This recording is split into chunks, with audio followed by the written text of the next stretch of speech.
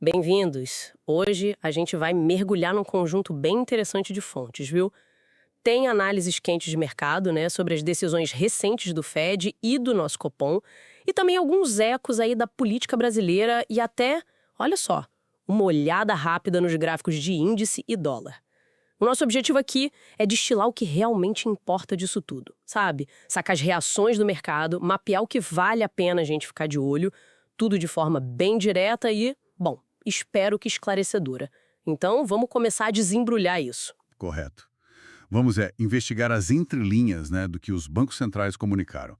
O que o Fed sinalizou de verdade e o Copom aqui, qual foi a mensagem principal. Depois a gente conecta isso com os movimentos dos ativos, tanto lá fora quanto aqui. Se esquecer, claro, como o cenário político e as notícias de empresas se encaixam nesse quebra-cabeça. A ideia é ter uma visão mais completa do momento atual. Ótimo. Começando pelo gigante global, o Fed. Finalmente, hein? Veio o corte de 0,25 ponto percentual nos juros americanos, o primeiro desde, nossa, fim de 2022. Mas as análises que a gente recebeu aqui apontam um discurso meio cauteloso do Jerome Powell, o chefe do Fed. Como assim? Cortou, mas com cautela. O que isso significa na prática para o investidor? É uma sinalização um pouco ambígua, sabe? Quase um passo à frente, mas olhando para os lados. O corte em si, bom, é uma medida dovish, né? Ou seja, busca estimular a economia, aliviar um pouco as condições financeiras, e o famoso gráfico de pontos, que mostra as projeções dos próprios dirigentes do Fed, ele reforçou essa ideia. A maioria passou a indicar mais 2 cortes ainda este ano. A probabilidade disso acontecer, segundo os cálculos do mercado, olha, disparou. Foi de menos de 50% para mais de 90% logo depois do anúncio. Isso deu um ânimo inicial, sim. Uhum. Contudo, a fala do Powell colocou um pé no freio nesse otimismo todo. Ele fez questão de dizer que os riscos de inflação continuam presentes. Chegou a chamar a situação de difícil, mesmo admitindo que o mercado de trabalho lá já não está tão pressionado assim.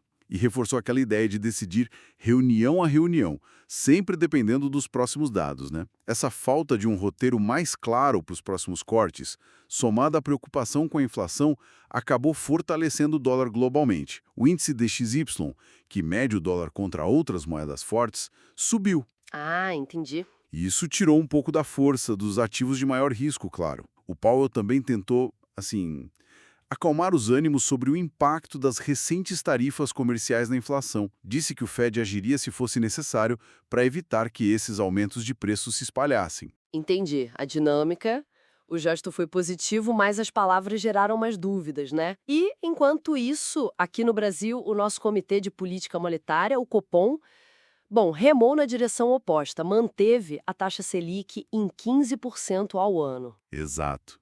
E não foi só uma manutenção simples, não. O tom do comunicado foi considerado bastante hawkish, quer dizer, mais duro no combate à inflação, contracionista. Eles destacaram que as expectativas de inflação do mercado continuam desancoradas, ou seja, persistentemente acima da meta. As próprias projeções do Banco Central para a inflação futura subiram, viu? Prevêem o IPCA, que é o nosso índice oficial de inflação, de 3,4% lá no início de 2027. Esse é o horizonte que eles olham agora. E isso veio acima do que o mercado esperava. Nossa. Além disso, citaram a economia ainda resiliente e pressões no mercado de trabalho. A mensagem final foi taxativa. A política monetária precisa continuar significativamente contracionista por período bastante prolongado. Foram ainda mais diretos, sabe? Disseram que não hesitariam em retomar o ciclo de ajuste, ou seja, voltar a subir os juros, se a inflação não ceder como eles esperam. E isso praticamente enterrou as apostas de corte da Selic no curto prazo. E é interessante notar que eles ignoraram a leve melhora recente das expectativas na pesquisa Focus e também a valorização do real. Embora tenham ajustado a projeção de câmbio para 5,40 este ano, né? Antes era 5,55. Ignoraram mesmo. Tem uma análise citada do Sérgio Goldenstein, que levanta a hipótese de que o BC talvez tenha revisto a sua estimativa para o tal hiato do produto, que é basicamente a folga na economia, né? Menos folga significaria mais risco de inflação. O Goldenstein, inclusive, ele só vê espaço para corte da Selic lá em 2026. Quer dizer, um banho de água fria considerável nas expectativas de juros menores por aqui.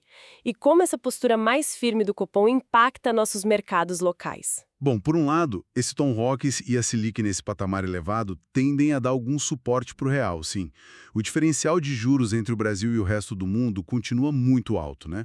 Isso atrai capital estrangeiro para o chamado carry trade. O investidor toma dinheiro emprestado onde o juro é baixo e aplica onde o juro é alto, como aqui. Certo, carry trade. Por outro lado, a perspectiva de juros altos por mais tempo acaba pressionando a curva de juros futuros, especialmente os mais longos.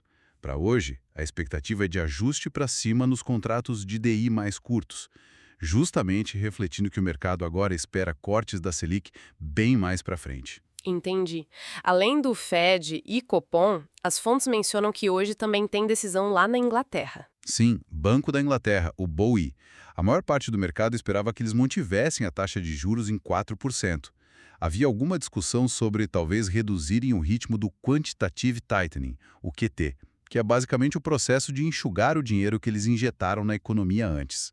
E, como de costume, dirigentes do Banco Central Europeu, o BCE, também falaram hoje cedo. Isso sempre movimenta os mercados por lá. Certo. E como foi a reação dos mercados a tudo isso ontem? O Ibovespa parece que teve um dia ótimo. Olha, foi um dia histórico para o Ibovespa. Fechou com alta de 1,06%.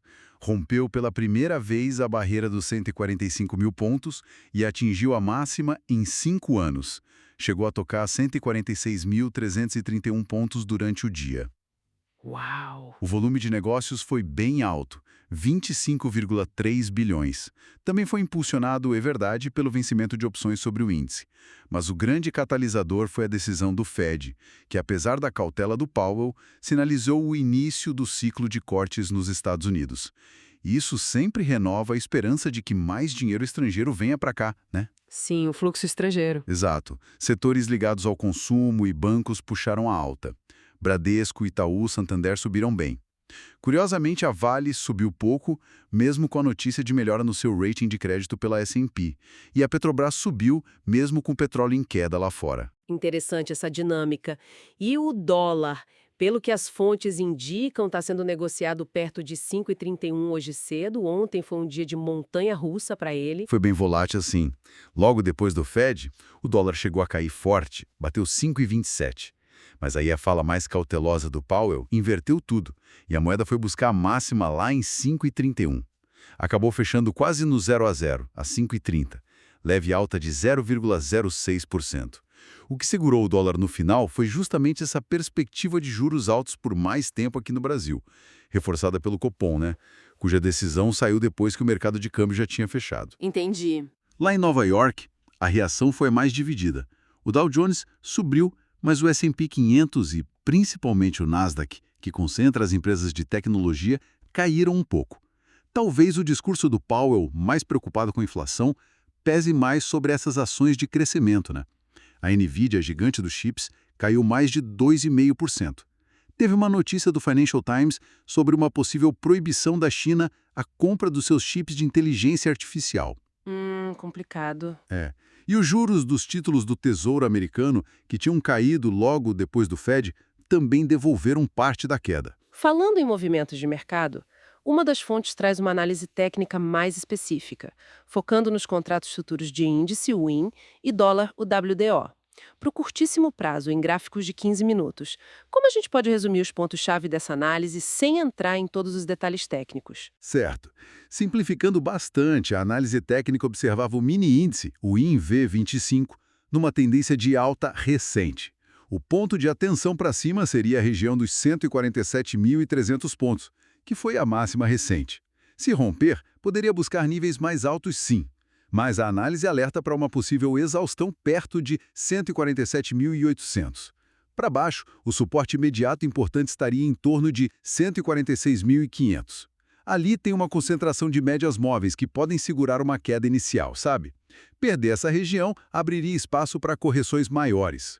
Ok, para o índice é isso. E para o dólar? Já para o mini dólar, o WDOV525, a situação no gráfico de 15 minutos era mais lateral depois de uma queda. A resistência-chave estava na área de 5.335. Um rompimento consistente aí poderia levar a uma busca pela região de 5.360. Do lado do suporte, a área de 5.320 a 5.322 era vista como um ponto de equilíbrio importante. As médias móveis ali atuando como apoio. Abaixo disso, o suporte seguinte estaria em 5.310, a mínima recente. A análise sugere que a direção do dólar hoje vai depender muito do cenário externo e da reação aos dados americanos que saem mais tarde. Entendido. Então, para quem acompanha mais de perto, são esses os níveis que podem definir os próximos movimentos aí no intraday. E só para a gente ter uma referência, agora pela manhã temos o petróleo Brent perto de $68, o ouro recuando um pouquinho depois de bater recordes, o futuro do S&P 500 em leve alta e o dólar aqui no Brasil, como a gente falou, perto de 5,31. Mudando um pouco de assunto, mas ainda no contexto brasileiro, as fontes também abordam o cenário político. O que se destacou por lá? Olha, houve uma movimentação no Congresso Nacional. Na Câmara, foi aprovada a urgência para votar um projeto de anistia relacionado aos eventos de 8 de janeiro. Foi apresentado pelo deputado Marcelo Crivella. Segundo a fonte do jornal Valor Econômico, a versão atual agrada mais aos aliados do ex-presidente Bolsonaro. No entanto, a reportagem aponta uma expectativa de que o texto seja modificado para reduzir o alcance da anistia, sabe? Talvez focar em alternativas como redução de pena ou prisão domiciliar, buscando assim um acordo mais amplo para a votação final, envolvendo o Centrão. É importante frisar que a gente está apenas relatando o conteúdo da fonte sobre essas articulações políticas, né? Sem tomar partido. Claro, apenas reportando. No Senado, o clima parece outro. O presidente da Casa, Davi Alcolumbre, indicou que não haverá pressa para aprovar a chamada PEC da blindagem, aquela proposta de emenda à Constituição que visa ampliar a proteção de parlamentares contra processos. Ele afirmou que a proposta vai seguir o trâmite normal, passando pela Comissão de Constituição e Justiça, a CCJ. Alcolumbre também criticou o ambiente político e as ações do deputado Eduardo Bolsonaro nos Estados Unidos, que foram interpretadas por ele como prejudiciais ao Brasil. Essa postura de cautela do Alcolumbre recebeu apoio de vários partidos, inclusive de legendas que não são da oposição, sinalizando uma preocupação com a repercussão pública dessas medidas. Percebe-se uma tensão entre as casas legislativas e do lado do governo. Alguma notícia relevante que saiu? Sim, foi confirmada a aprovação da medida provisória, a MP, que reformula a tarifa social de energia elétrica. Ela assegura gratuidade na conta de luz para famílias de baixa renda com consumo de até 80 kWh mensais. Em âmbito internacional, o presidente Lula, numa entrevista à rede britânica BBC, comentou as tarifas americanas sobre produtos brasileiros. Defendeu o diálogo, mas afirmou a soberania nacional e previu que as tarifas vão acabar gerando inflação nos próprios Estados Unidos. Também foram mencionadas pesquisas de opinião recentes, né? Ah, sim. Uma da Genial Quast indicou que a maioria, 73%, discorda da taxação de Trump ao Brasil e 49% aprovam a atuação de Lula no tema. A aprovação geral do presidente nessa pesquisa foi de 46%. Outra, da Latam Post Bloomberg, mostrou a aprovação de 50,8% para Lula, a maior desde o início de 2024. E também apontou vantagem dele sobre Tarcísio de Freitas numa simulação para a eleição de 2026. Certo. E no noticiário corporativo, algum destaque rápido para a gente fechar essa parte? Alguns pontos principais.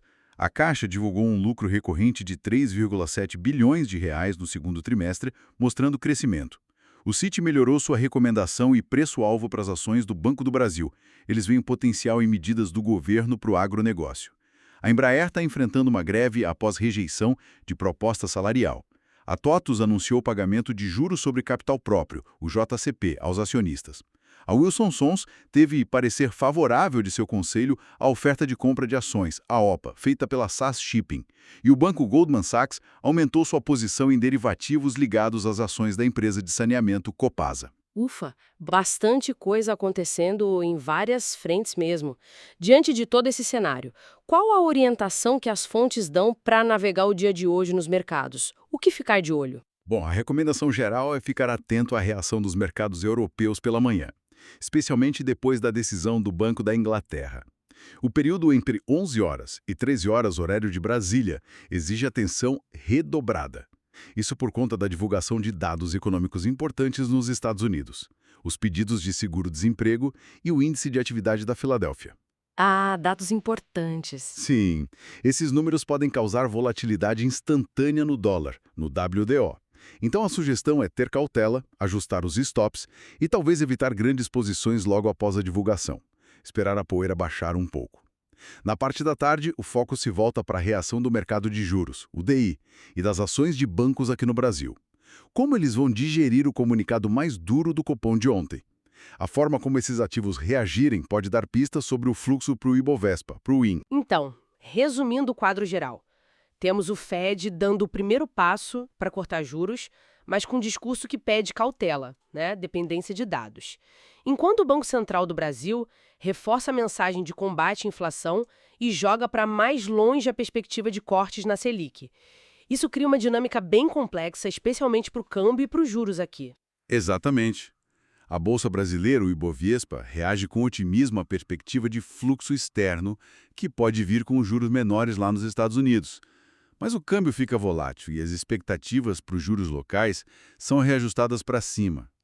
Aquela análise técnica simplificada que a gente discutiu oferece alguns parâmetros para quem opera no curto prazo, claro.